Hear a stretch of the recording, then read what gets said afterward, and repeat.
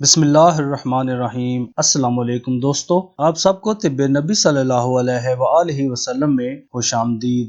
دوستو، آج کی ویڈیو ایک بہت ہی امپورٹنٹ ٹاپک کے بارے میں ہے۔ نیند ایک ایسا عمل ہے جس کے مکمل نہ ہونے سے انسان اپنی انفرادی، ازدواجی، معاشی ہر قسم کی زندگی میں مشکلات کا شکار ہو جاتا ہے۔ پھر نہ تو وہ اچھی طرح سے کام کی طرف دھیان دے پاتا ہے اور ارد گرد کے لوگوں سے بھی اس کو ہر وقت بیزاری رہتی ہے۔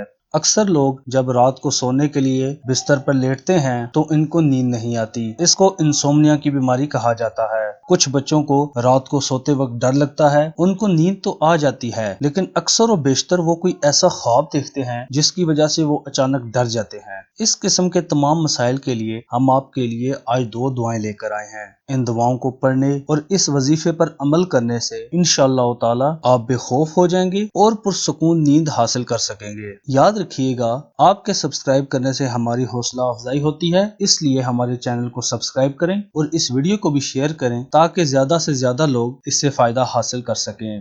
جب آپ سونے کے لیے اپنے بستر پر آتے ہیں تو یہ دعا پڑھیں: اللہم رب السماوات السبع وما اضلت ورب الارضین وما اقلت ورب الشیاطین وما اضلت کن لی جار من شر خلقک کلہم جمیعا ان یفرط علی احد منہم او یبغى علی عز جارک وجل ثناؤک لا الہ غیرک ولا الہ الا انت۔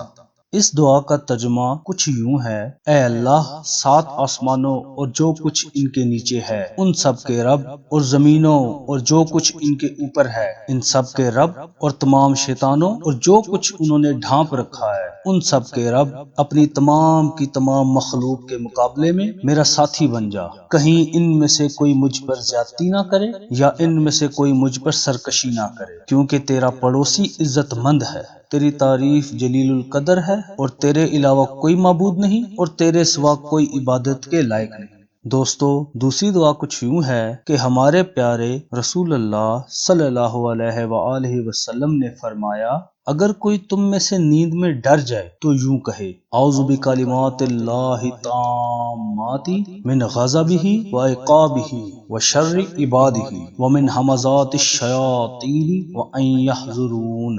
اس دعا مبارک کا ترجمہ کچھ یوں ہے: میں اللہ تعالیٰ کی پکی باتوں کی پناہ پکڑتا ہوں، اس کے غصے، اس کے عذاب اور اس کی مخلوق کے شر سے، اور شیطانوں کی چھیڑ سے اور اس سے کہ وہ میرے قریب آئیں۔